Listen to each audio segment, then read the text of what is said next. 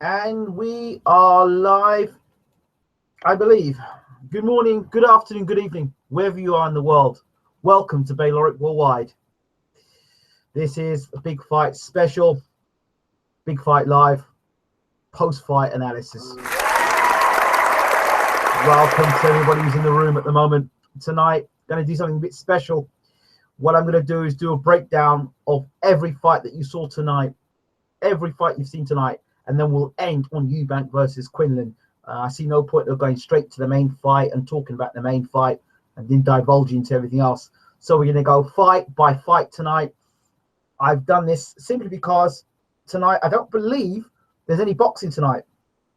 And because there's no boxing tonight, and us in the UK like to stay up like night owls to watch boxing, there's no boxing. So I thought, you know what?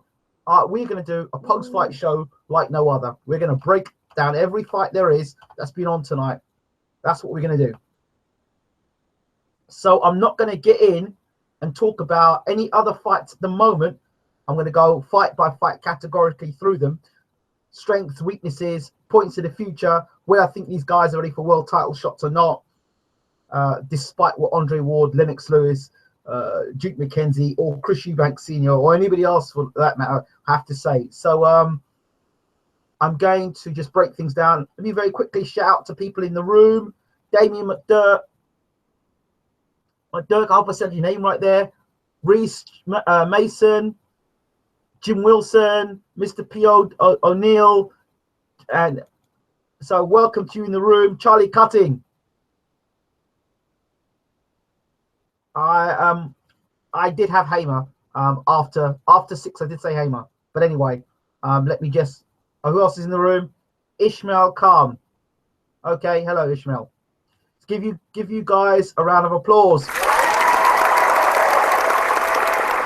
Just a reminder for anybody tuning in now, if you decide in the middle of this stream to be abusive or rude or racist or prejudiced or just be a complete idiot, you will be banned from the channel straight up. Not messing around in 2017. We're here to talk boxing and enjoy the sport of boxing. Banter is all good, but any disrespect to any other people in the room as well, and you can't have respect of yourself, and you feel that you need to be a keyboard warrior, you'll be a keyboard warrior, but not in my room. Okay, so those are the rules. Let's get on with it. So as I said, I'm going to address the top of the bill. I'm not talking about anything else first, but the people that have fought one by one. Okay, so first and foremost, Copindo 9. Let's talk boxing indeed. So we're going to start with Padlock Infinity. Good to see you in the room. Let's talk first. Who was the first person that fought tonight? I'm sure it was Selby. Sure, Selby was the first one up, right? First fight, Selby, a good few rounds in the bank. However, did you or we all expect better? Well, okay. Selby was on his 8th fight. So these are my thoughts on the Selby fight. The Archdeacon, good to see you in the room. Selby, these are my points, and then you can jump in where you thought. Okay. First of all, Selby, lots of movement.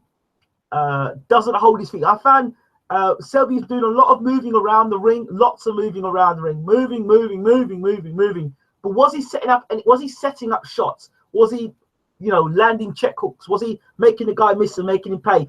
Sometimes. But he did a lot of moving. But when he held his feet and decided to stand and trade, Selby fight for me looked most vulnerable when he was doing that. Getting caught with punches in very bizarre ways and getting switch hitting, which was nice. It was good to see. Bit of a pot shotter. Found he was falling in with a lot of his shots. Wastes a lot of energy and a lot of punches. What is his plan? Is he a boxer? Is he a puncher? Is he a sharpshooter? What is he? What is he? Is he a dancer? What is Andrew Selby? What is his style? I'm a bit concerned as to what he is and what he's trying to do, or what he was trying to do in that fight. I found him wild, and I said he was vulnerable and open to be countered. He was also very open to big right hands all the time, overreaching. The other question is, Selby physically, how strong is he? If he's going to try and fight the way that he's fighting there, when he fights guys that are physically stronger and can punch, my concern, I think Selby could possibly be overpowered. I saw Selby do some really strange things. And some of the things I saw him doing are sort of things you do in a gym. You don't do an experiment in a big fight, because when you make them kind of mistakes in a big fight, that's the difference between you becoming a world champion or a European champion and you getting knocked on your back. I saw you, Selby, start from the orthodox stance and walk in as a southpaw and try and throw a punch at the same time. I was like, what is this guy doing? He squared himself up as he was transitioning from orthodox to southpaw. He leaves himself straight up as he came on chest on up times. I was like very concerned about that. I'll tell you one thing I did like about Selby. I was looking at Selby, not so much his defensive work and not so much his footwork. His footwork's better than Carl Froch. But if you look at the way Andrew Selby set his shots up, he almost looked like a miniature version of Carl Froch. You know when Carl Froch used to throw a punch, miss a punch, and go off balance, and the way he'd set up his shots like corkscrew uppercuts and right hands on the top. Selby kind of reminded me of Carl Froch. Apart from Froch didn't move his feet as good. So he reminded me of Carl Froch. Just the way he sets his shots up, the languid, relaxed style, the unorthodox see if you don't know where he's throwing shots. He reminded me very much of Carl Froch. The other thing is the commentary team. A lot of the shots that Selby was throwing was missing. The guy with the experienced guy was catching shots in his shoulder, slipping, rolling shots. And even in the replay, Woodhall saying, oh, he's landing some really great shots there. You watch the replay, he's not landing clean shots, slipping, moving. That's what experienced fight does, watching the shots all the time.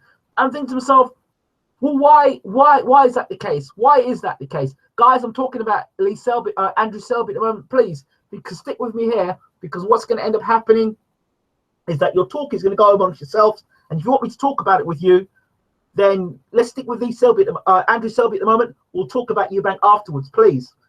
All right? Because it'll just look like I'm ignoring your chat. So, the other thing is, Andrew Selby, he seems to be a law unto his own self. The trainer says to him on a number of occasions now, you need to watch the punches coming back at you. Andrew Selby's response, as the inexperienced pro, says, oh, don't worry, I'll catch him. That's not what I want to be hearing from my fighter. I want to be hearing from my fighter, yes, coach, I got that. Yes, I'm going to watch out for that right hand. But at no point in time did Selby make the adjustments to stop getting hit with a right hand. I saw him get hit with a couple of real good, meaty shots. And I thought to myself, if he's going to move into world class and he's thinking of fighting, you know, guys who can really dig. This guy was just a gatekeeper. All right. I wasn't impressed with Andrew Selby. I'm not impressed with Andrew Selby. And yes, he had 8 fights and it was a good fight for him. I'm still not impressed. I would like to see him be more purposeful in what he's doing, have an idea of what he's doing and what he's about as a fighter. And I wasn't impressed with what he did. Yes, it was 8 fights and it was a good learning fight for him, but it can only be a good learning fight if you, the fighter, can go back and look at the mistakes and make the adjustments. There's no point of talking about, oh, well, you know, it was a good learning fight if the fighter himself is not learning. So Woodhall turns about and says, and they love saying it, and I don't know why, world title fights. The guy's had 8 fights. He hasn't looked great in those 8 fights. They talk about world title fights. Are you serious? Are you kidding me? World title fights? Get out of here. Get out of here. You remember when Manny Pacquiao was fighting that same weight division? Can you imagine Manny Pacquiao fighting Andrew Selby? No, just stop. Stop with this world title rubbish. Stop it. Stop it. Charlie Cutting says, Andrew Selby looked vulnerable at times, got tagged a few times. If he improves his defense, he could be the real deal. But that's not going to happen. I don't see that happening. Because Lee Selby makes the same mistakes as well. Pull straight back from punches. He used to chin up in the air. It seems to be something that is part of that gym. So Andrew and Lee do the same things. I think Lee Selby's a little bit more seasoned. He doesn't run around the ring as much. But he's running around. He was literally skating around the ring. I don't mind people moving from side to side, giving you lateral movement and setting traps. That's something. But just to run around the ring because you don't want to get hit, you know, that's different. Padlock Infinity says, reckless, wasting energy, gifted though, natural boxer. Yeah, no doubt. He's a talented fighter. But don't sit there and tell me that this guy's ready for a world title shot. I was very disappointed with the level of skill level shown by Selby. Yes, Lee is more effective in offense than Andrews. I agree with that. I think Andrew needs to make a decision as to what he is. Is he a counter puncher? Is he a razzle dazzle? What is he? So that's my thoughts on Andrew Selby. Out of 10, 5 out of 10. There is potential there. There is talent there, but it needs to be harnessed. He needs to think about his approach and his attack. He needs to think about his defensive responsibilities. He needs to know when to throw punches and when not to throw punches. He needs to know why he's moving from left to right hand side and when he's setting up shots, when to set up shots, when he's moving left and right, making the guy miss and making him pay. And he needs to think a little bit more about when he puts his shots together. He was just there. I mean, that's amateur crap. I want to see you line a guy up, land a shot, see him come in, pick him with the up as the guy's coming, whack him with the uppercut, step to the side. I want to see that stuff from you. But I see a guy, and the guy, the experienced guy, just there, he's just, you know, he's rocking and just watching, and you're just, I mean, that stuff looks great for the amateurs, but for the pro game, it don't cut it. It doesn't cut it. Even was with Joe Calzaghe. Even Joe Calzaghe, what he would do, he'd sit on his punches, get you in the corner, and let his hands go, and they were accurate shots. Okay, so I'm sorry, Andrew Selby, not for me. I don't see you as one of the world's best. I don't see you as an elite fighter. I see you as a talented fighter with potential, but don't give me no world title crap. Woodhall, you should know better, and you should know better as to tell viewers that a guy is landing shots when he clearly isn't landing shots. So that's Andrew Selby out of the way. Anybody got any thoughts on what I've just said there? Please jump in and let me see who's next on our list.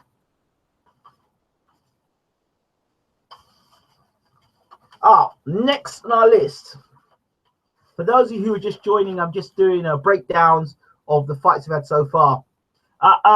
Charlie Cutton says, agreed, Ingram.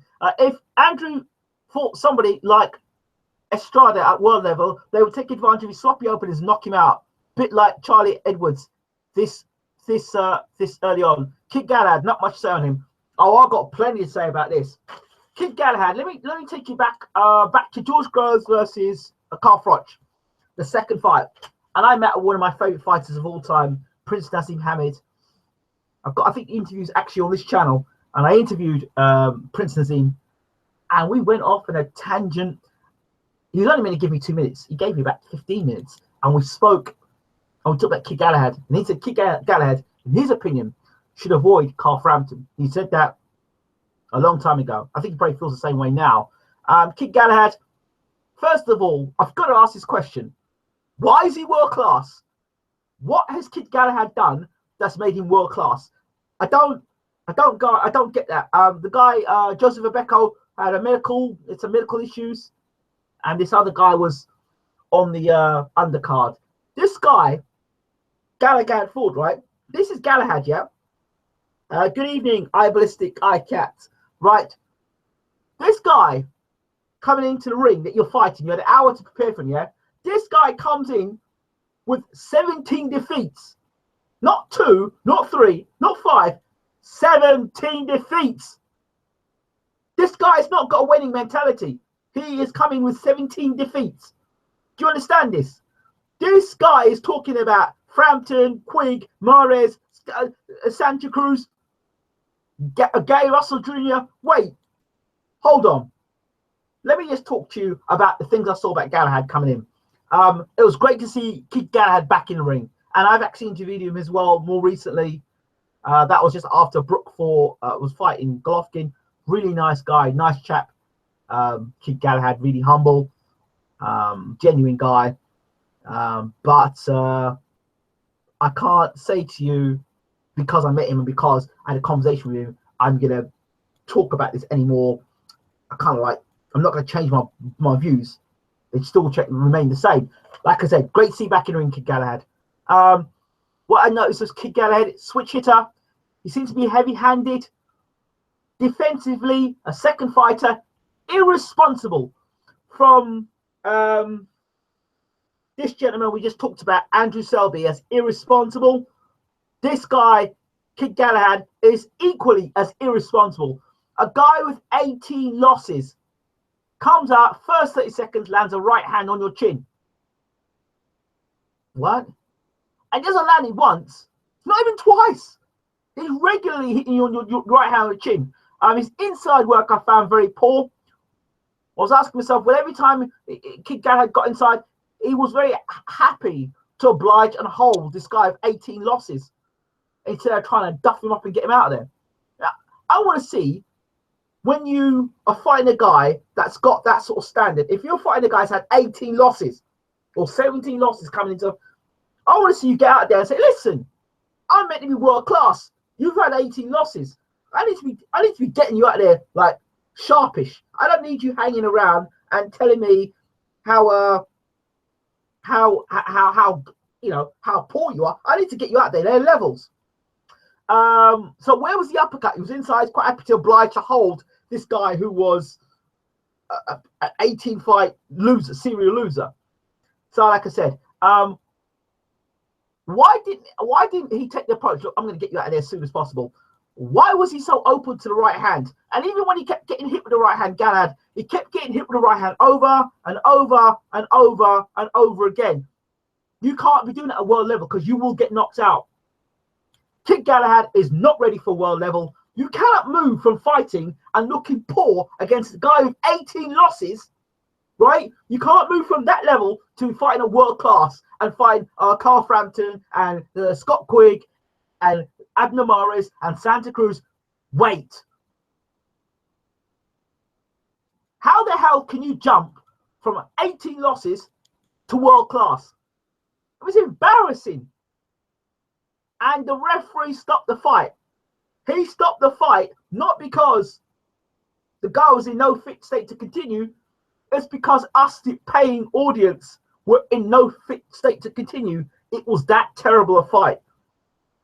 Galahad needs to do something with his career, but if he's going to keep fighting like that, he's a knockout waiting to happen. World title fight, my ass. Sorry. Let's see what people say there. Galahad loses to all top featherweights. LOL.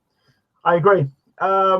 Isn't Galahad at the super bantamweights? Well, he can be bantamweight, super bantamweight, whatever he wants to be, but he better find a defense. He better learn to move his head. Okay, Mart's MBE, good to see you in the room. So, two fights where I felt the quality of boxing was piss poor in terms of fighters putting shots together, in terms of defensive responsibility, in terms of setting shots up, in terms of punching, ring IQ. I thought both of those fights were pretty poor. Next up, John Ryder versus Adam Etches. Now, last time I saw Adam Etches was him getting sprawled out on the canvas against the guy who knocked out Buglioni. And I said to everybody, Etches is going to get knocked out. And he got laid out. John Ryder, I like John Ryder's skill set. He's a North Londoner like me. And he seemed to be a talented fighter, but it seemed like the wheels seemed to have fallen off. So, first and foremost, Etches was the natural super middleweight in this fight. Ryder was moving up in weight from middleweight up to super middleweight. The rumors that Ryder had stamina issues in the past, and I was impressed by Ryder's composure, his boxing skills, moving up a weight against a guy who was probably naturally bigger and stronger. Now, I don't know what fight Richie Woodhall and Skeletor, aka Ronald McIntosh, I don't know what fight they were watching. That fight, as far as I was concerned, was a complete shutout for Ryder. Ryder could have stopped Etches in nearly every round. He could have stopped Etches because every round it seemed that Etches was on the verge of getting knocked out. Okay, so for me, the first thing I noticed earlier about Etches, I wondered if he was gun shy. The other thing was, what perplexed me was that Etches, for me, is not a boxer. What I mean by he's a boxer in the sense he's got gloves and he's professional. What I mean by he's not. Ryder was the boxer in there, all right, boxer puncher. Etches should have just gone back to his former style, which was to go out there and try to knock Ryder out.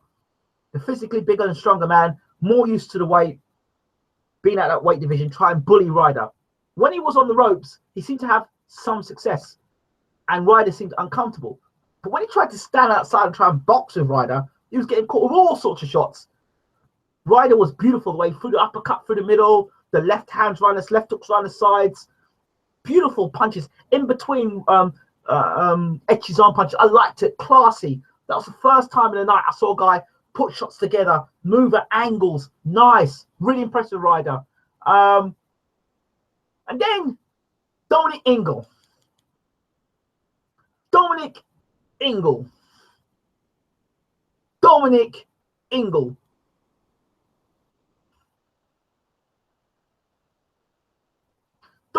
is a single reason why Etch was getting his ass beaten from pillar to post. On one round, these were the instructions: tap, tap, tap, tap, bang. Yeah, you know, just step in, tap, tap, tap, bang. Well, guess what?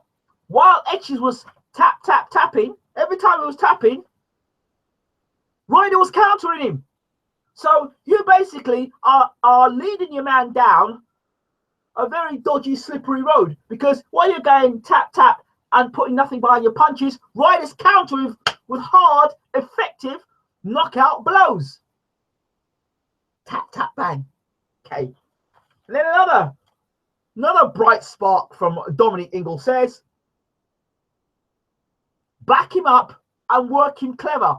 Well, Etches is not he's not the most intelligent fighter in the world, because if you had any intelligence, you'd realize that tap, tap, bang ain't working. You'd also realize that you're getting counted every time you're walking forward, and you're the bigger, stronger man in there, but you're trying to box with a guy who's a superior boxer than you. So when Ingle tells him to go out there and box clever, what the hell does that mean? So I'm really getting punched in my face as it is. I now have to sit behind my guard now and wonder, what the hell does this guy mean by boxing clever? That wasn't very clever for Ingle.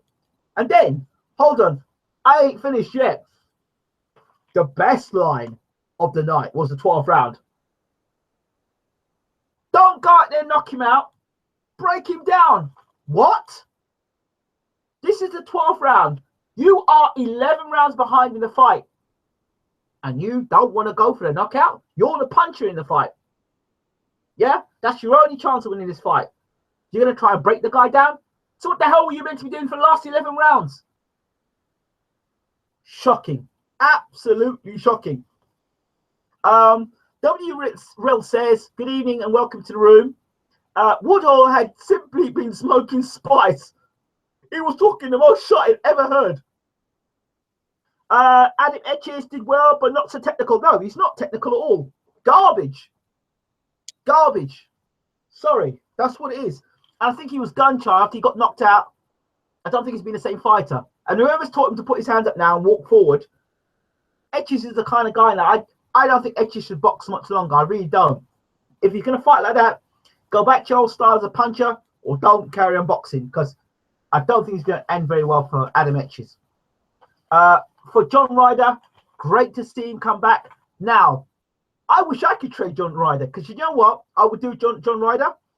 I would get John Ryder to work intensity work. I kept thinking to myself, John Ryder, what I would do is get him doing lots of on the pads and on the bags, finishing work, lots of combination punching, because I felt that were 3 or 4 times in that fight he had Etches going. I'd like to see him do lots more combination work, combination, spin off to the left, combination spin off to the right, slipping, bang bang slip, bang bang slip. Watch lots more Joe Kawasaki. I think Ryder's got a good, he's got potential there, John Ryder. If he could just put it together a bit more, I think he's got more potential than the 2 guys we spoke about earlier, Selby and Kid Galahad, because He can put his punches together. He can slip and slide. He can defend very well. He seems to have a nice little pop of his punches. Decent fighter.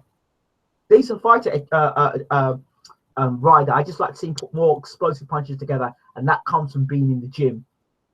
That's a science, and I like Ryder. What the hell was Richie Wood's scorecard? Says Michael C. I agree with you. Ace Ski says Edge's record fought 2 average fighters and lost to both. I agree. I thought Ryder looked really good. Coming up from middleweight to super middleweight against a noted puncher was impressive. Ryder, much better than his last fight. Yeah, he was very good. I liked him. Really liked him.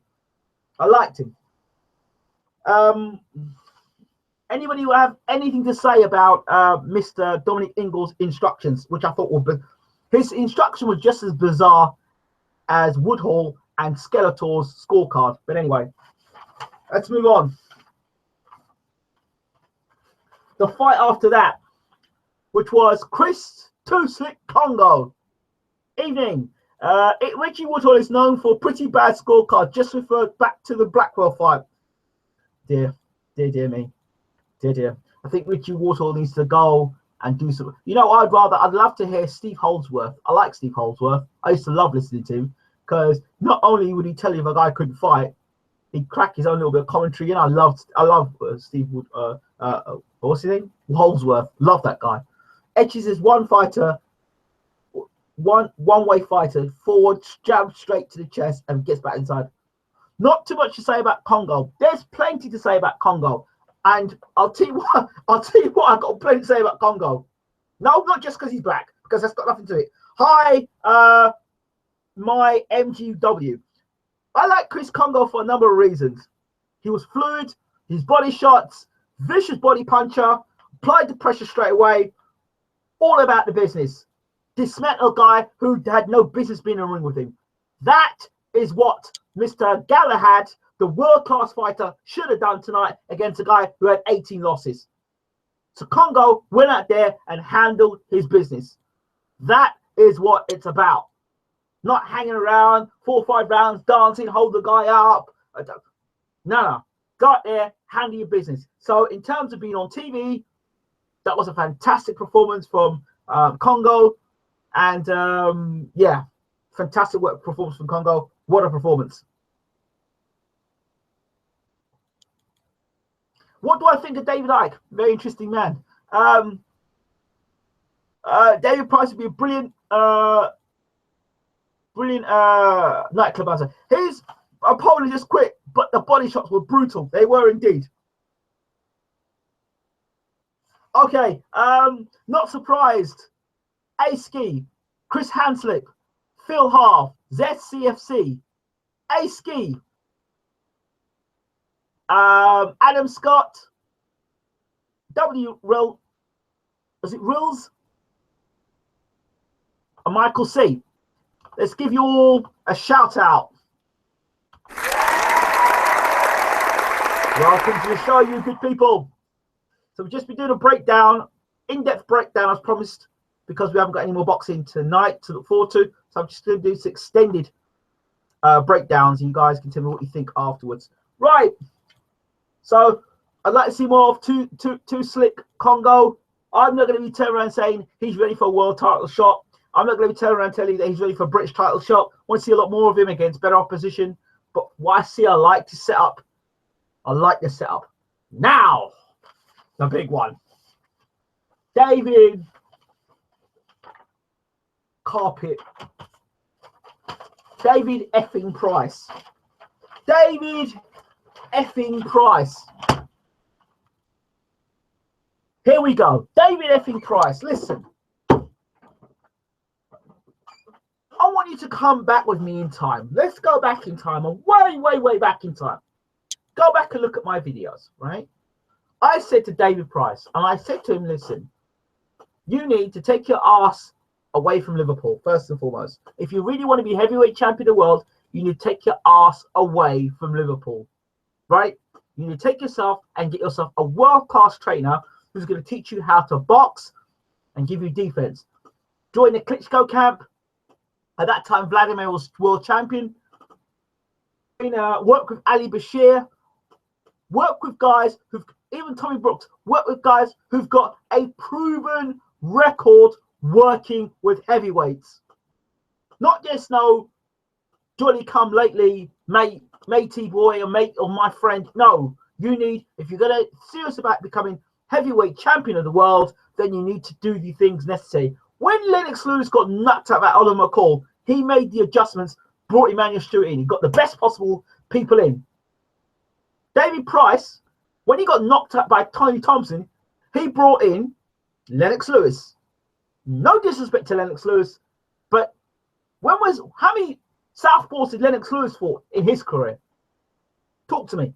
How many world-class southpaws did Lennox Lewis fight in his career? Yeah, you'll be scratching. You go down the record, you're going to find none. He didn't. Okay? He avoided, he didn't fight Chris Bird. He didn't fight Michael Moorer. For whatever reason, he didn't fight those southpaw guys. Okay? He didn't fight them. It's not, Lennox is a great talker. He's not a trainer. He could be a consultant. He's not a trainer. So he went and got Lennox Lewis in. And even when he got Lennox in, Lennox said, and I spoke to Lennox, he said, listen, I need you here in Canada to set up camp and be dedicated. But Pricey didn't want to do that. Pricey did not want to do that. What did Pricey want to do? He wanted to be in Liverpool because he was homesick and his family were in Liverpool. What a wuss.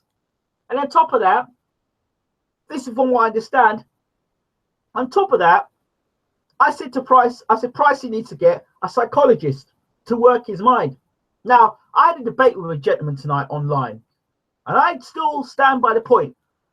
Your trainer is key. It tells you something about where you're going. So what does Pricey do? He fights out in Germany, and I had an extensive conversation with Tommy Brooks. And this is what Tommy Brooks, his trainer, said to him, to me. And you can check the interview as well. He said to me, I'll give Price a set of things to do. Price will go back and do what he wants to do. I'll tell Price to jab like this. I turn my back, Price is jabbing down here. So it all falls apart there. When a world-class trainer, someone like Tommy Brooks, who's worked with the best, Vladimir Klitschko, Mike Tyson, Evander Holyfield, you name it, Tommy Brooks has worked with them. He's worked with the best heavyweights in the world. Not just a couple of British champions and world-class heavyweights, legendary heavyweights he's worked with. Okay?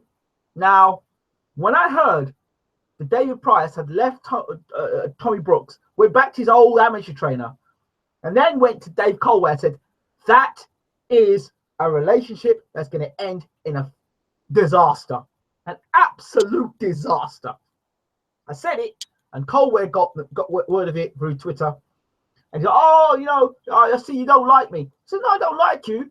But as a last chance saloon, I wouldn't be picking you as my trainer to revive my career. I wouldn't. I wouldn't pick Dave Colwell to revive my career. What does Dave Colwell know about successful heavyweights? Oh, he trained David Haye. Well, how successful was David Haye as a heavyweight? The best heavyweight in the world schooled him, kept at the end of a jab. Oh yeah, well he's done well again. He's done well with McDonald. McDonald got his ass kicked the other day. So now Tony Beller's on the verge of getting himself smashed to bits as well. So Colwell, no disrespect to Colwell, every man's got to make his living, and he's going to say he knows more about boxing than I do, or possibly so. But I could have told you all that was going to end in tears. There's too many people that kiss ass. Too many people in boxing kiss ass and don't say it as it is. Colwell was the wrong man to have for David Price. Absolutely. What had Colwell done? What had he done? Tommy Brooks has had a better accolades and a better trainer than him.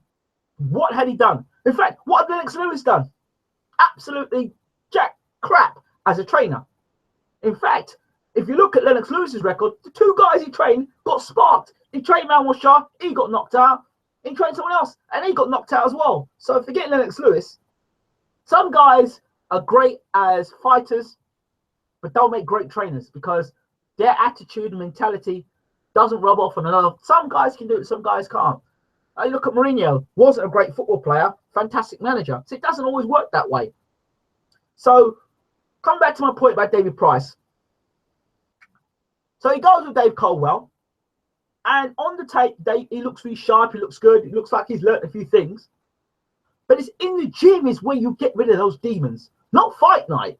You get rid of those demons in the gym, okay? What were the issues with Pricey beforehand? Pricey wasn't using a snappy jab. I want to see a snappy jab from Pricey. Didn't see that. Want to see Pricey use distance and timing. Work behind the jab, get that right hand in. When he's got a guy coming close, tie him up, lean on him, push him off, and work. When he's in a bit of a bother, know how to roll and slip and not stand in the same spot all the time. You learn these things in the gym, under pressure, with good quality sparring that's going to come at you all the time. And Price should have been nowhere near Hamer until he got those problems solved. But under the watchful eye of Dave Coldwell, they allowed David Price to mess up once again. He wasn't ready for that level. How can you jump from the guy who was 353, we talked about this, or 55, to a guy ranked in the top 10, top 20 of the world rankings? What? How? Can you explain that to me? Certainly I don't understand that. But anyway, so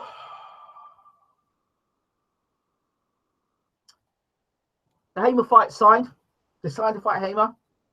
And I said, let's look and see the weighing. I see Price weighing in almost 20 stone. I said, where the hell is this man going 20 stone? He didn't even look in shape. Where the hell is this man going at 20 stone? Where is this man going? He was 20 stone at the weigh-in. Let's not forget, that was 24 hours before the fight. So he could be 21, 22 stone. He don't have to care what he eats because he ain't got to worry about anything. 21, 22 stone. And I said, if this fight goes past 5 rounds, Price is done for. But you're going to lug 20. Listen, when Price was 17 stone, whatever, he was tiring against Tony Thompson. So what the hell was 3 stone more going to do? Make him have more stamina? Oh, I see. It's because, why did you put extra weight on? Oh, it's because he's struggling with his weight. What? Not the fact the guy's got technical issues. So by putting 3 or 4 stone on more, oh, he's going to be better. No. By working his technical skills, he's going to get better. The weight did not help him use the jab, did it?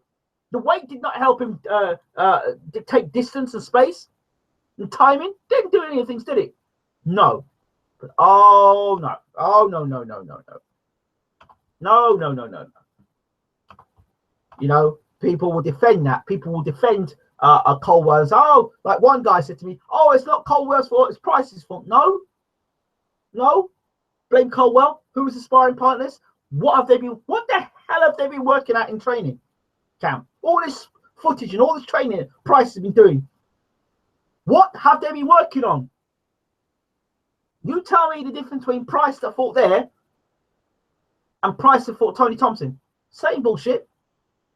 Sitting, laying on the ropes, allowing a man much smaller than you to come in and bully you, walk you down. Same crap. Same laying on the ropes, full of fatigue. What? Didn't get it. Same knocking a guy down and the guy get off the canvas and knock you out.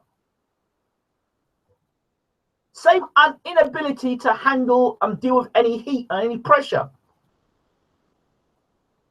It's like a schoolboy bully.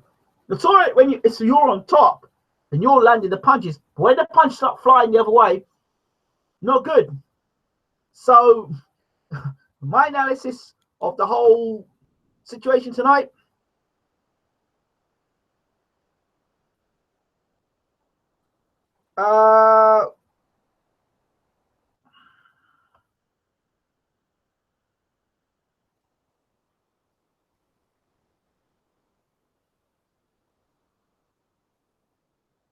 People, I got somebody here talking. I don't know what they're saying.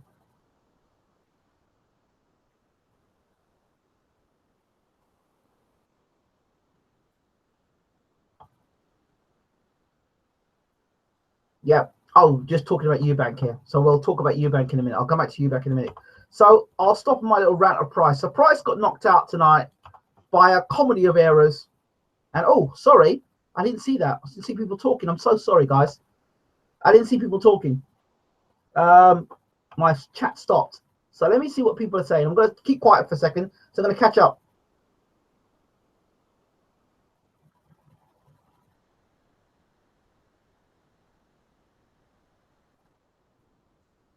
If that really is Michelle Joy Phelps, if it really is you, Michelle,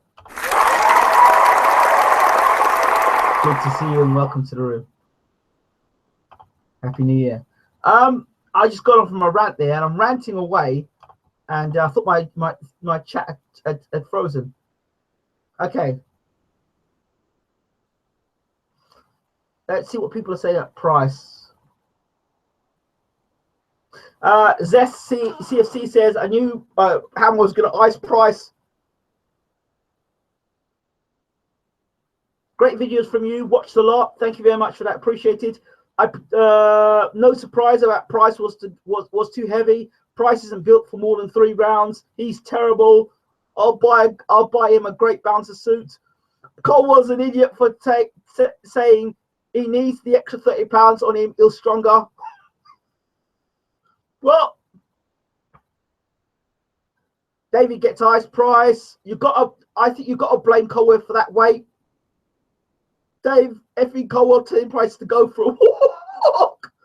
Price probably isn't considered British level now. Listen, in all of this, I still believe Price can be a world champion. You don't think I'm crazy? I actually still think he can. Because the frustrating thing is here, he's got the height, he's got the reach, he's got the power. He might not have the greatest chin, but that's because he's been given poor damn technique. If he could get himself with a Bashir, I don't care if Price gets 6 or 8 losses. If it takes him 8 losses for him to get himself in a position to train properly, to do the right things, he could be a late blossomer. He might not be a really good fighter until he gets about 35. He might not get the message until he's about 35. Okay? So I think, personally, the Hamer fight was the wrong fight for him. I think he had the wrong trainer under him. And Price needs to take some responsibility. And he needs to say to himself, look, if I want to be heavyweight champion of the world, I need to take my fight seriously. Right? Leave down Liverpool. Forget your connections, Liverpool. Get your ass out to the Klitschko camp and learn under the Klitschko camp. And get someone like Bashir with you. Somebody's going to teach you how to defend. Somebody's going to teach you about the game, knowledge. Because you clearly make poor choices. You've got a clue what you're doing. Like, no clue whatsoever. And it's just frustrating because I remember saying all these things beforehand. I remember when Peter Fury actually reached out to Pricey and said, look, Pricey, come on board. But what am I saying? I just frustrating because I just think he could do better. Pixel Hero says, I won £100 on Pricey. Can always rely on him to make my betting account look healthier. Modern broadcasters, I've got Price booked in to fix my black spoiler Monday morning.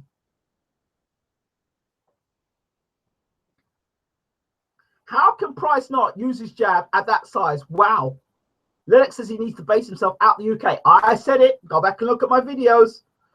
Price probably gets stopped while sparring his fellow plumbers down the drain. So you're saying David Price is hard-headed? Absolutely, brother. Listen, the man turned poor Frank Maloney to change into a woman, for F's sake. This is Price's first loss anyway. He will come back. Why does anyone want Price to retire? It's quite enjoyable seeing him getting laid out like a fitted carpet. Dave can't take Price on the pads, 4 foot tall. Michelle, is this really you? Is this really Michelle Joy Phelps? Because if it is, it's great to get her to chime in. Michelle, is that really you?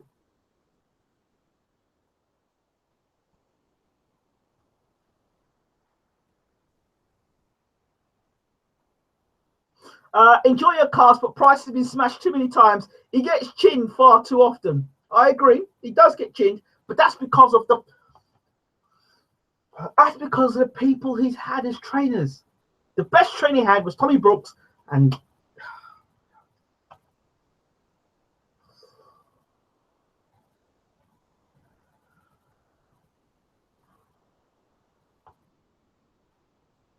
Come on, Ingram. You know that's not Michelle. Well, if somebody can click on, I'll tell you how you know if it's Michelle Joy Phelps or not. Just click on the actual title, the person's name, and then you can see inside of that. You can actually see, because if it's connected to a YouTube channel, it's definitely Michelle Joy Phelps. But it might not be. I don't know.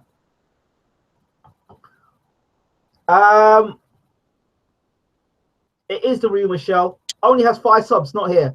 It's the real one, Ingram.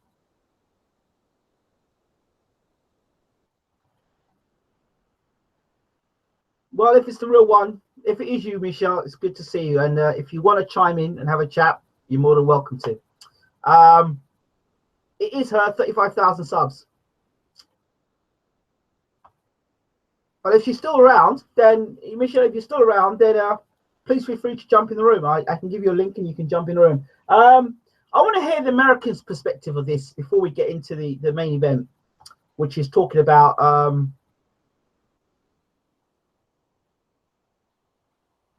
that's what other people are saying. It's a parody of Michelle Phelps. Okay, fair enough then. Sean says, stop talking gas. Sean says, be quiet. Sean.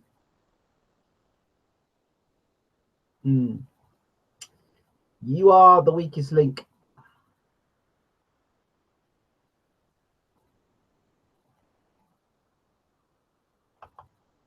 Goodbye.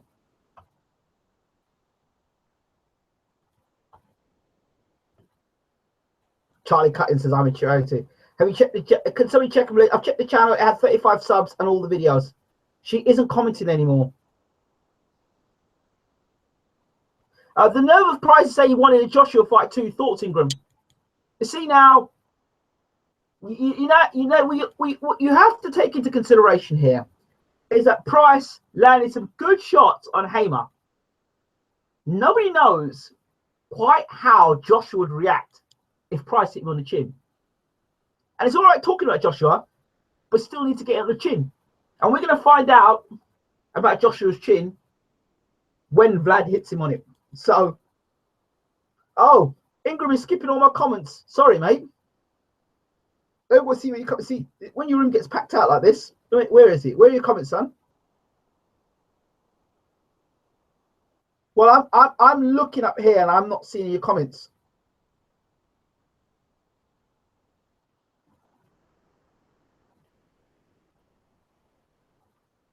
Right, let's get American perspective. Michael, if you're around, let me try and get you in the room as well to get your perspective. It's nice to get you in the room. It's nice to have an American perspective. So hold on, while you guys are trying to catch up on what I'm saying and give you some time, let me get.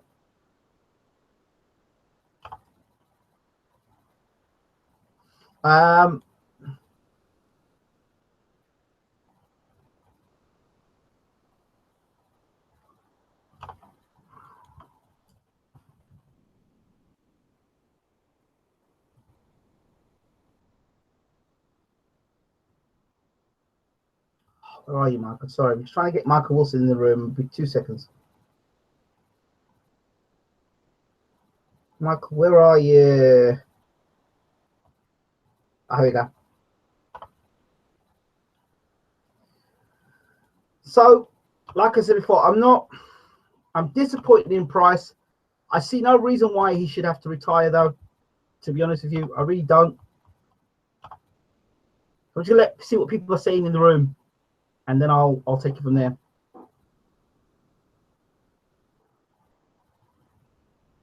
They might cash Price out against Chisora. Hayes had a dig at Bellew, Price, and Colwell on Twitter. Haha, quality. American perspective. What show? Never heard of them. Huh? I get it. Chisora, David Allen would end him. I would have picked Dave Allen to beat Price, to be honest. At Tiny Valley, get used to that gutted feeling. And Belland, I'd advise you to get a different strength and conditioning coach to the one Price had. Dave Allen, Woody Allen, do you think Allen could beat Price? No, I don't. I think work rate is key. And work rate. Maybe Allen may outlast him, may do.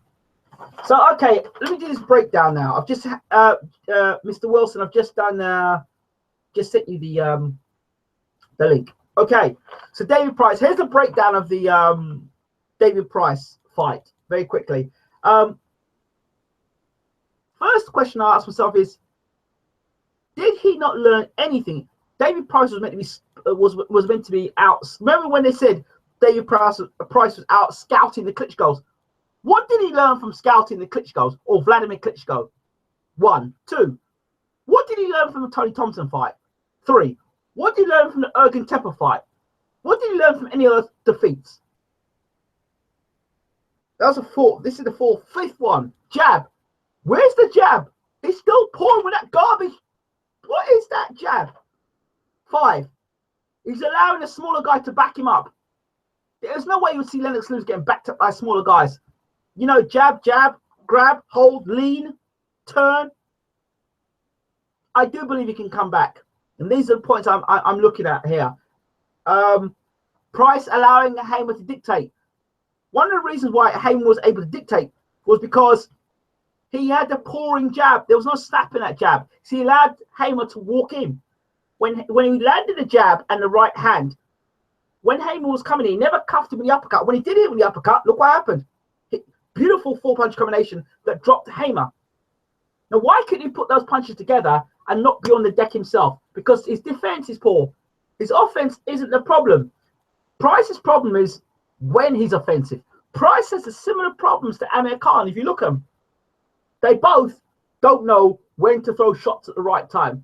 They both are defensively vulnerable, and they both hop from trainer to trainer and have learned Jack Diddley squat in their career.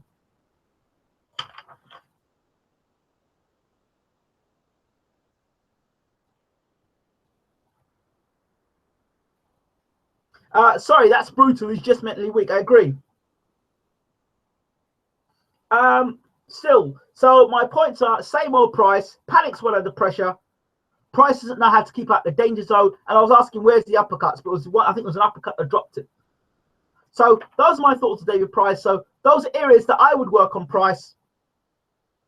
If I had David Price, if I was training David Price, areas I'd work on. Strength and conditioning, psychologist, and build him up slowly. While he's getting built up slowly, in the background, sparring sessions are going to be heavy sparring sessions with him, learning how to deal with pressure fighting. He's got to learn. Is Price even worth discussing? Yes, he's worth discussing because there's been a history on this channel with David Price.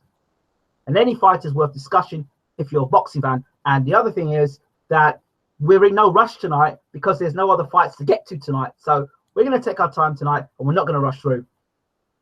So yes, he's worth discussing. Not going to talk about Eubank yet because I'm still talking about this Price situation. Anything on Price? Just let Luis Ortiz finish him off once and for all for our viewing pleasure. Serious question. Do you think Kovalev could stop Price? No. Kovalev used to carry David H t-shirts. David Price is actually too big. It's actually a weakness, even in this era of giant heavyweights. Really? So then what's Tyson Fury?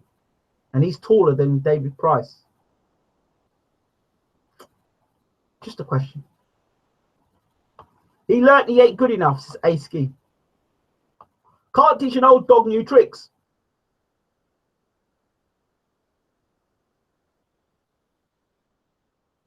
My bad. When I clicked on Michelle's channel, it did go to her official channel. So it might be her, by the way. Thought it was a troll.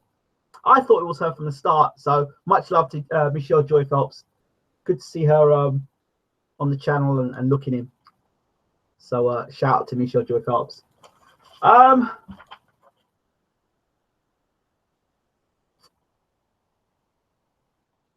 Charles Martin. Let's let him go there. Right. Well, I was waiting for Michael to come in the room. I don't know where he is. So we're going to move on.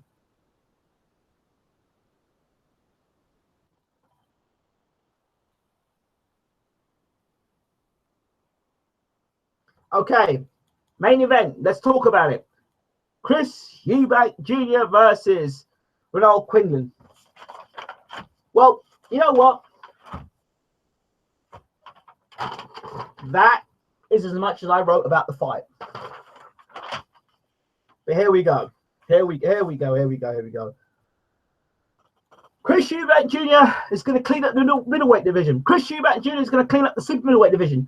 Chris Eubank Jr. If you know a few pounds, he give a few pounds away and he destroy Andre Ward. Stop with the garbage. Stop. Okay, stop. Stop with the garbage. Chris Eubank Jr. would dismantle and destroy Andre Ward. Excuse me? Wait. Did you see that fight tonight?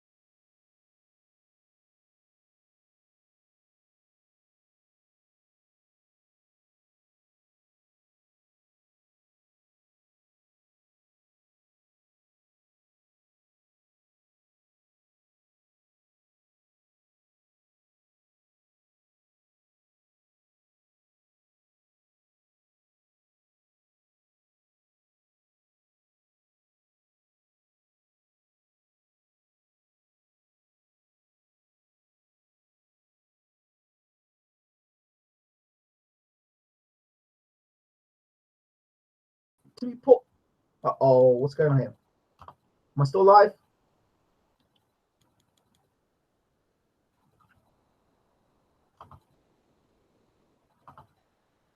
Am I still live, people? Am I still live? Somebody talk to me. Let's see if I'm live. Let me check something in a second here. You check and see if I'm live, because I don't know what's going on there.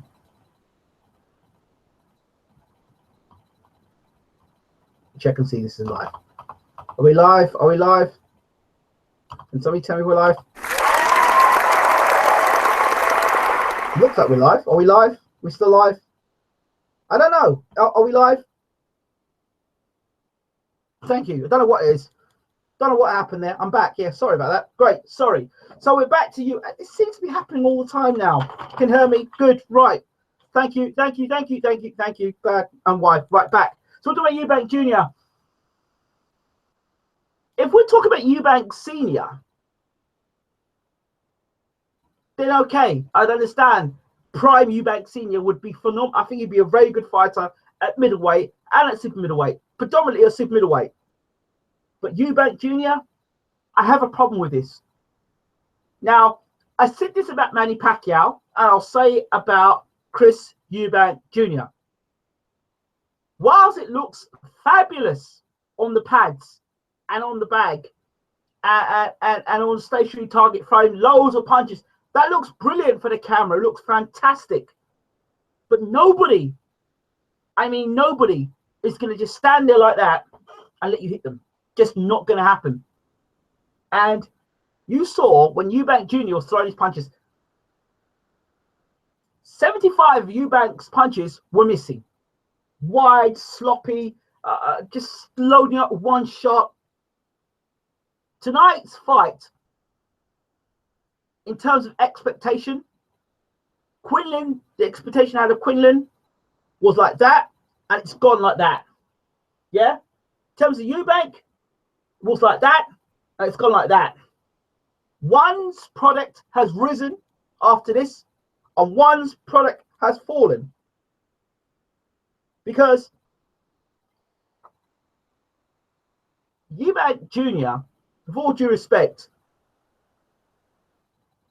is another fighter like Price who's not moved on.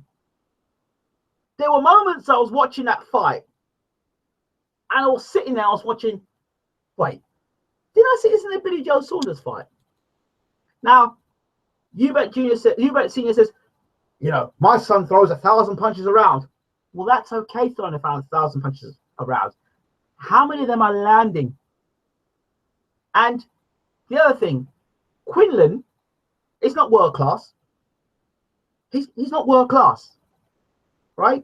I would argue to say if Quinlan was even European class, I would argue to say, could Quinlan beat Arthur Abraham?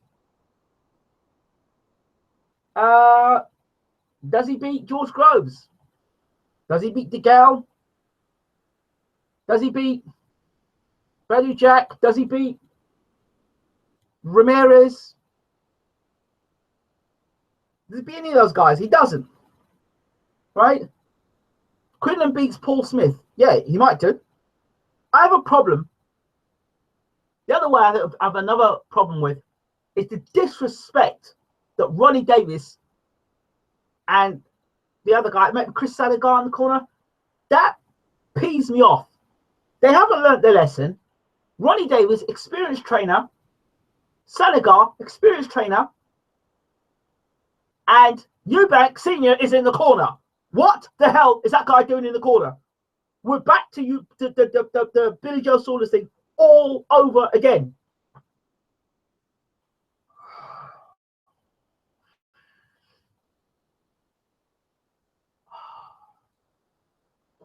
Quinlan was landing right hand after right hand after right hand.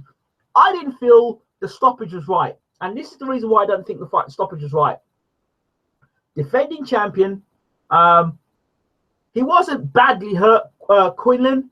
He was taking punches, but no more punches than he was taking in any other of the rounds of the fight. Yes, he got his head rocked back. But he was getting his head rocked back from round one. His legs didn't do a funny dance. He didn't go down. He wasn't getting badly beaten up. Yeah, he took some punches, but so Eubank took punches as well. Yes, he sat on the ropes a little longer. But it's later on in the fight. And you notice every time that Quinlan was getting hit with shots, he'd cover up and then land shots back. What the hell is Sanagar and Davis doing in the corner? Apart from to hold the bucket. I find it disgusting. I find it demeaning. Just appalling. Absolutely appalling. They're getting paid. So if they're going to get paid to sit there and just look at Eubank Senior talk, that's fine. But let me tell you something now. When you're at the elite level, imagine just for a second if that was Gennady Golovkin the other side of the ring. Andre Ward. Are you kidding me? Andre Ward. If you're having problems nailing Quinlan, see, the thing is, Quinlan wasn't able to capitalize on Eubank's mistakes. He was there to be counted over and over and over again. You think someone like Andre Ward, a scientist like Andre Ward, is going to let someone like Eubank do that nonsense? He's not a world-class fighter. He doesn't put his shots together. He may have one or two eye-catching shots, but he is raggedy. He's just like, he's all over the place. Like Selby, all over the place. Like Kid Galahad, all over the place. He's got no solid foundation. Even when he throws his jab, it looks awkward.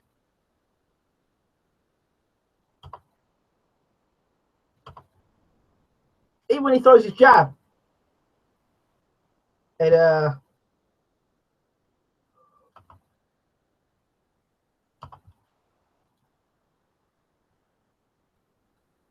you know,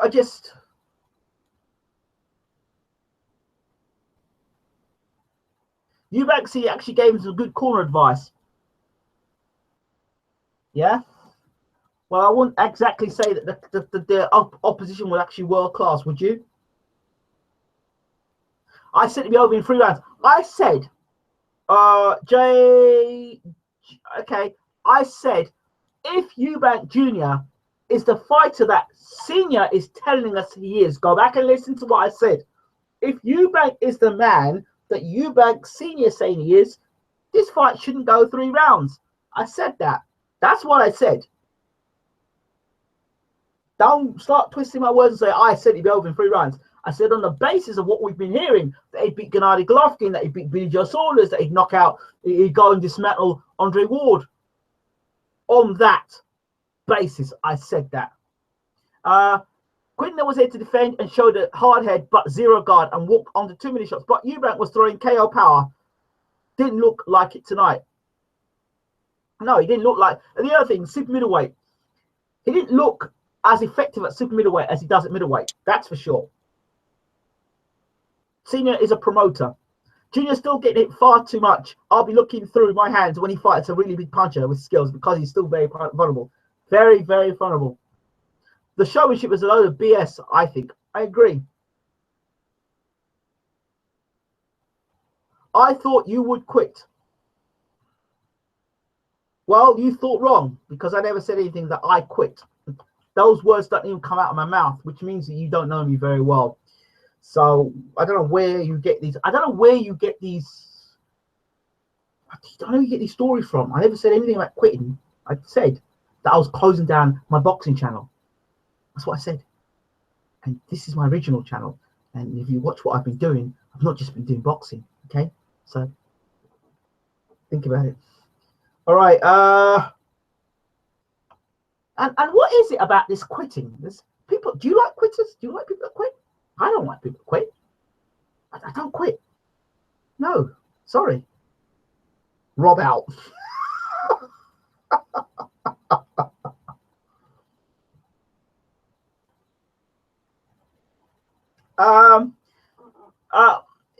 Yo, is it just me that thinks Khan would spank Junior, even giving away pounds in a catchweight fight? No, it's just you, because Khan makes the same mistakes in every fight he makes, but he just doesn't get away with it against punchers, unfortunately for him. Two guys faces I want to see their sons get laid out: Angel Garcia and Eubank Senior.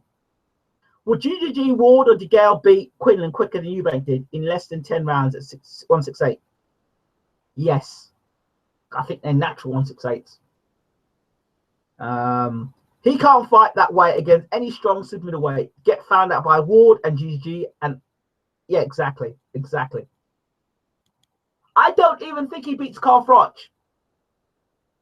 I don't think he even beats Carl Froch. Sorry. I don't think he beats Carl Froch.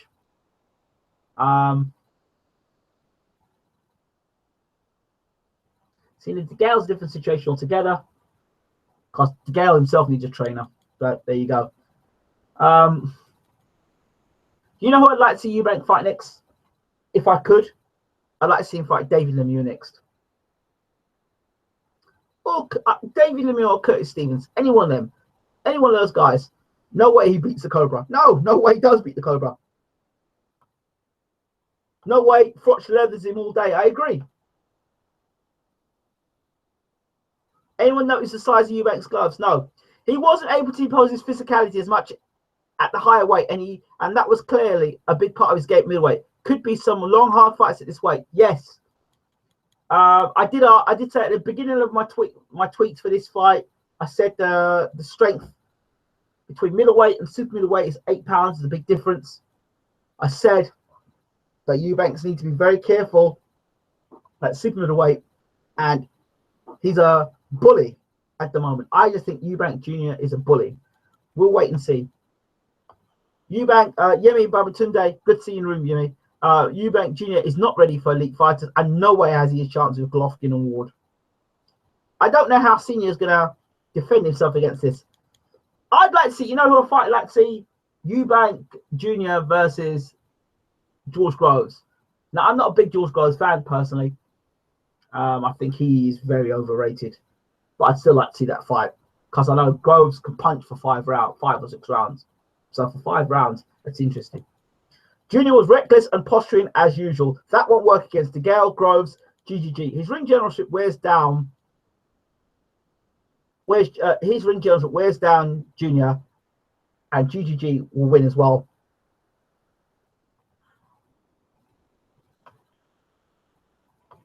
DeGale would have fun with how open Junior is. Those shots from weird angles would give Junior Eubank nightmares. Prove himself against Groves. See what he's made of. He doesn't get close to Terrell, in my opinion. No way. Billy Jones will take that fight now. If I were Billy Jones, I'd take that fight as well. Gotta say, your calling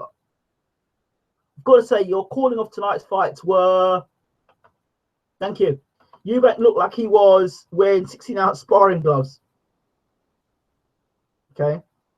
I never saw the fight, but all the talk of how brutal Eubank Jr. was made me think of how he destroyed him backfired.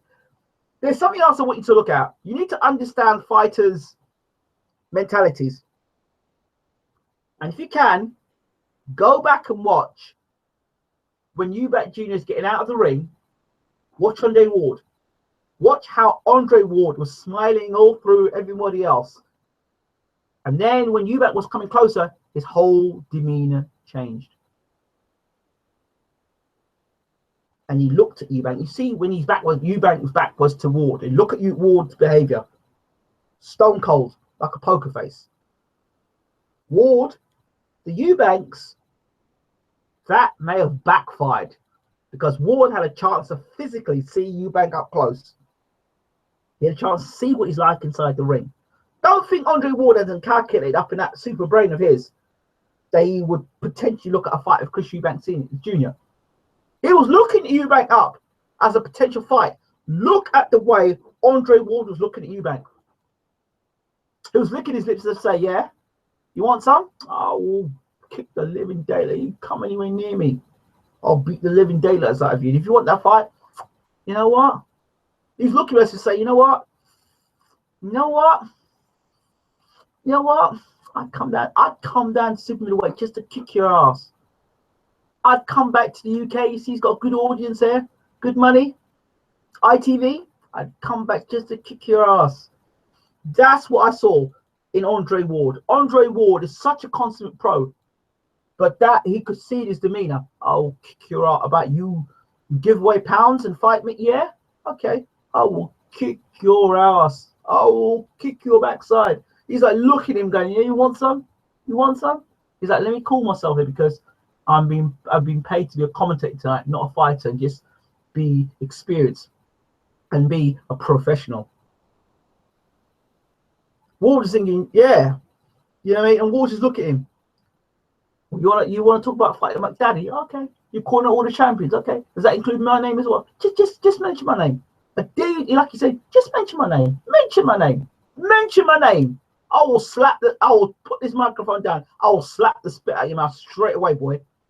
That's, I could see Ward thinking it in his mind. You could see Ward just turn from all business, all corporate business to ghetto Oakland. It was like, it's like a line was crossed. Adam says Ward's got bigger fish to fry. Really? Really? Eubank's a puppy to him. Ward would destroy Eubank, and I'm no Ward fan, but here's the facts. It's levels. Too many mistakes to exploit. Would Eubank have what he has if he weren't senior English? No. LOL. Ward was talking on the phone to hype the fight. Yeah. Ward would kick his backside, I'm telling you. Kick his backside every time. There was something about what they were trying to sell the fight as versus what it was. It was a bit of a circus because Ward and Lewis knew what time it was. It was unsettling. Yeah, it was. I find it unsettling because both Ward and Lewis, I don't know if they were picked for political reasons, and I'll let you read between the lines of that, or they were picked on their judgment of fights, or that, I mean, I wasn't sure why they were picked, why Ward was picked. I don't know. I'm not sure. But they gave good. I still like Duke McKenzie. He seems a bit more level-headed. I think Ward and Lennox were there to kind of blow smoke up people's asses. They were brought in as yes men. There you go. Eubank and Andy Lee, who you got? A super middleweight or middleweight? A middleweight. Well, you see, Andy Lee goes down too quickly, but he's got that equalizer, and Eubank will give Andy Lee an opportunity. I think it's a good fight. Better than Adam Smith. Why wasn't Barry McGuigan commentating? LOL. Big one. Like that. Potentially a big money fight in the UK. LOL. Adam Lee. Lee is a good. I think it's a good fight. I think it's a great fight. I think it's a great fight. Great fight.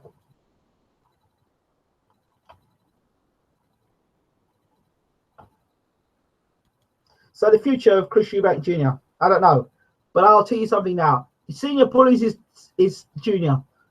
Junior hates his dad, and Ronnie burns him. Who won? That's a pretty wide question to ask.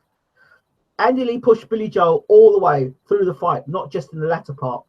Yeah, but Andy Lee fought the wrong fight under Adam Booth, the master tactician. Who's better? Senior's better than Junior. Come on, man. Eubank probably looking at UK fights, but Medina at super middleweight would be a good fight. Porky Medina against Eubank Jr. Really? Imagine Lucian Boutte versus Eubank Jr. at super middleweight. Andre Durrell versus Anthony Durrell.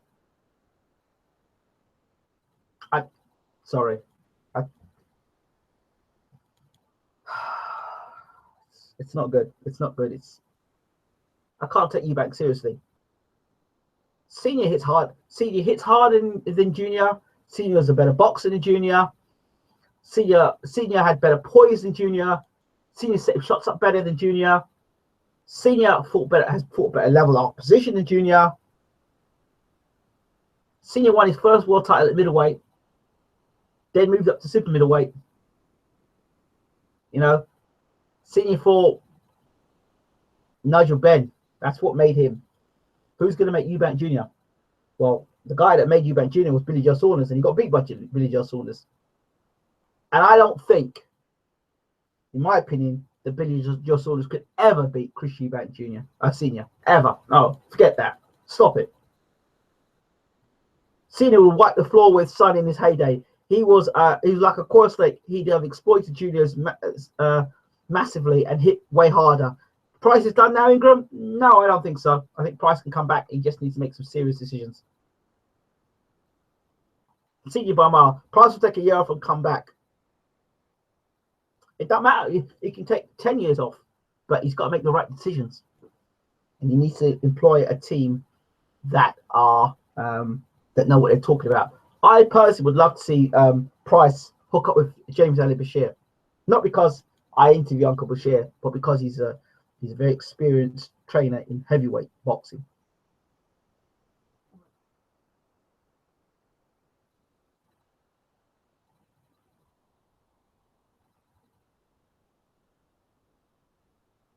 This guy has no depth on boxing. Who are you talking about, mate? I've just given breakdowns to every single fight we've done tonight. So I don't know. You're just probably a troll joining the room. Hamer on PEDs, on PEDs on Twitter. Probably that'll come out now. Terrible advice for Cole. Tell him Hammer will gas before you. Well, that was terrible as well. Who will Eubank fight next? I wish it was Billy Joe Saunders, but I suspect it'd be somebody in the top 30. How can Price come back? He don't know how to grab, and he hasn't got the heart for the game. Jordan Allen, I think that he needs an experienced trainer, a world-class trainer in his corner to take him and take him through sparring and learn those things in the gym. You don't learn those things in the ring. He does need to start with confidence, and that needs to be done in the gym, and he needs to have a trainer, a mentor. Price needs. He needs a mentor, and I say Bashir is a great mentor. How Colwell holds pads for Price anyway? Good question. Let me think what else. Who else is there? What do I think of Billy Joe Saunders and Boothie? Not a lot. Not a lot.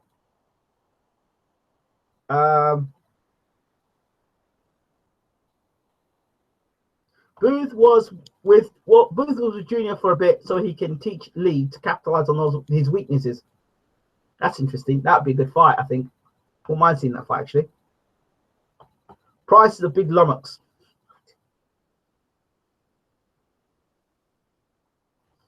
Lennox Lewis, what will Hay do after Bellew? What will Colwell do after Bellew, I think? McDonald's lucky he won that. He kept his world title the other night. I'll tell you that now.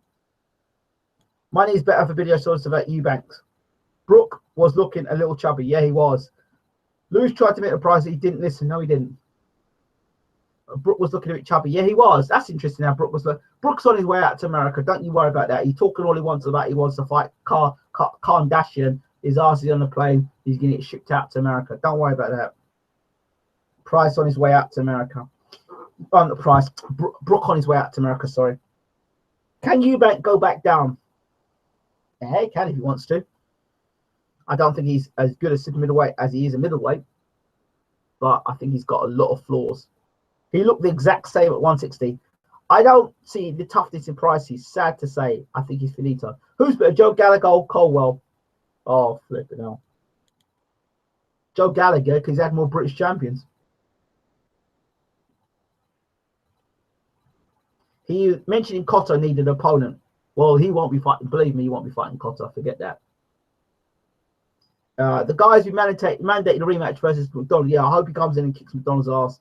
Sorry. I just don't like seeing people get robbed. I don't like it.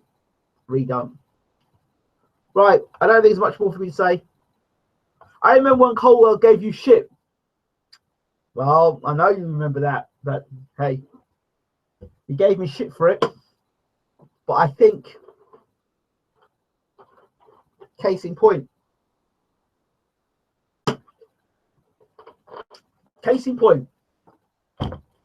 Like I said, I say a lot of things. I said a lot of things on Twitter. I said 2017 is a year of exposure. A lot of frauds are going to expose in 2017. I said it. Remember I said it late 2016. 2017, the frauds are going to get exposed in 2017. This is the year of the frauds getting exposed. Wait. More frauds going to get exposed this year. England, what happens if Eubank fights Groves?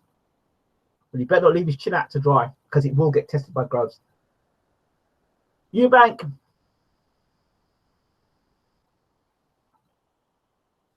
If Eubank's going to win the fight, I think he stops Groves second half of the fight. But I think it's Groves' fight to win first half of the first six. Eubank second half.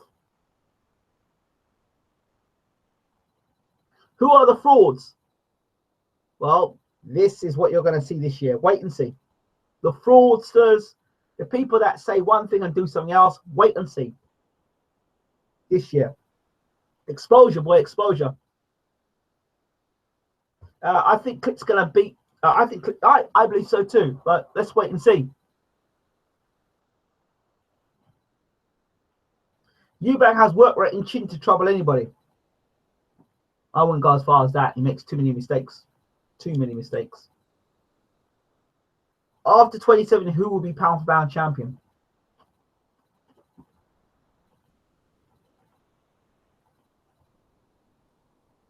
Don't know. Terence Crawford's pretty good.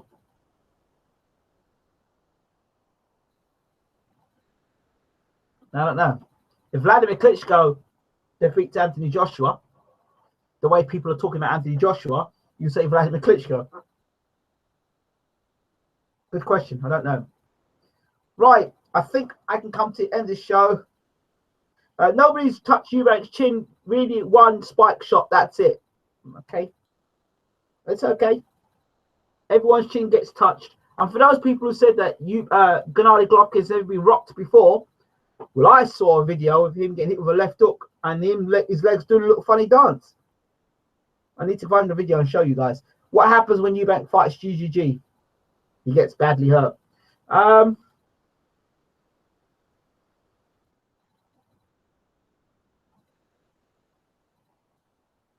Mikey versus Crawford would be great. Yeah, it would be.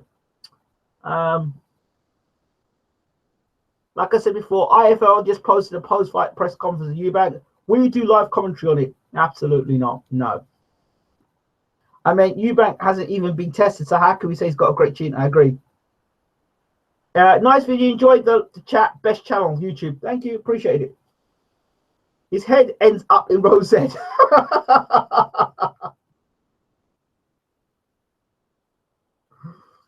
The night that happens, if his dad's clowning around the ring that night, then he talk to me about good advice when his dad is having to deal with a world-class fighter on the other side of the ring. It didn't work then. Remember, Eubank Senior says, oh, well, the first 6 rounds of the fight we gave away. No, the first 6 rounds of the fight, you strategically told Eubank Jr. how to fight. So you're to blame for it. Parker versus Fury, your thoughts? If you go back to the video I did yesterday, I had a whole breakdown of Parker versus Fury. My thoughts are the fight. I don't think Huey's ready for the fight yet. I think Parker's got momentum. I think Parker has put it together. He's fought better opposition. If the fight goes to points, it's going to go to Parker. Huey Fury hasn't done 12 rounds yet, as far as I know. I love Huey, but I'm not ready. Sorry. But I was told Eubank can beat Ward. Yo, Hassan, good to see you in the room. How comes these UK promoters keep losing bids? But UK boxing is the best in the world. I don't say that. They say that a certain manager in this promoting this country is the best in the world. That's bull. You can't be the best promoter in the world if you keep losing purse bids, can you? Instead of sniping, like one promoter, Furies haven't mentioned anything on Twitter about the Parker fight. Well, is it this week they're meant to be doing the steroids or the PEDs, the PD thing? The investigation by UCAD. I think it's this week, isn't it?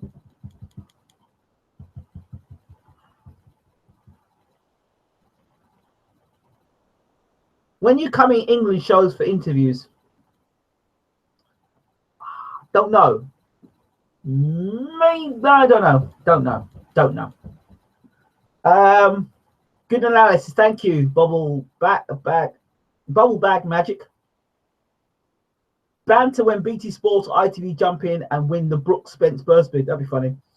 Fair play. I wondered why. What's happened to Tyson Fury, man? I don't know. Let's see what happens with this UCAD thing. Thank you. Question is, did you enjoy the analysis tonight? The breaking down of each opponent that I've spoken every fight tonight. I did a breakdown on. Let me know your thoughts on that. And check out the other videos on the channel.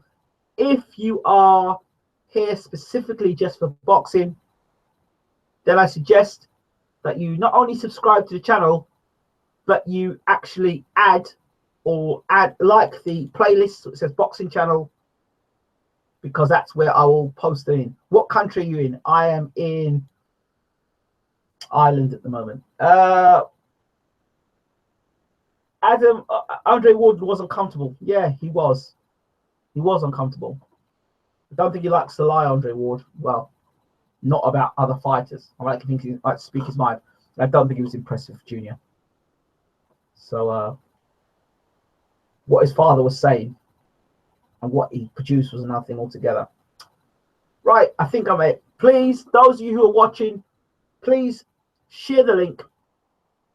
Share the love, let other people know about the channel, and if you like the analysis, please say you like the analysis. I really appreciate it when you share and you subscribe. Share it where you can, with being Facebook, on Twitter, on Instagram, where you can share it. Please do share it. I really appreciate it.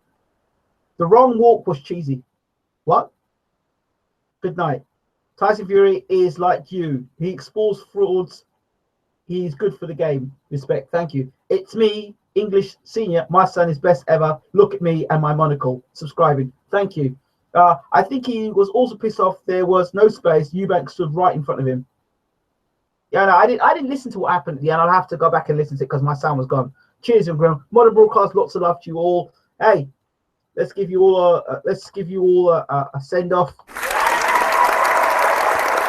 Thank you all so much for tonight. I really appreciate it. I hope that has filled the minor gap that would have been tonight where we got more boxing. And when's the next big fight, people? I mean big fight. I don't mean Friday Night Live. When's the next big fight? We'll be back for the next big fight build up. February, isn't it? When this month, isn't it? It's Deontay Wilder and Washington, which I've already done a preview for. Check that video out as well. And in the Washington preview, you also check out my Hughie Fury preview in that as well. Bellew Hay, forget Gavin McDonald, not interested in that. No disrespect, I don't see that as a big fight. Adrian Broner, yeah, that would be interesting. Look at the Broner fight. If Adrian Broner's not 100% in that fight, he's got issues. Tony Harrison, interesting to see him come back. He's got I think he's got Hurd. He's fighting. Tony Harrison, that's gonna be a great fight. So we look forward to that as well. Will Whitehead beat Marciano's record fighting in the top 10? Robert Easter Jr., yes. Garcia Thurman, March 4th, same night as Hay Bellew. What else was I going to say? I think that's about it. Yeah, that's about it. Appreciate you all. Lots of love. Take care. And that'll be a great night. Dillian White versus Price. No, I don't want to see that. Take care now.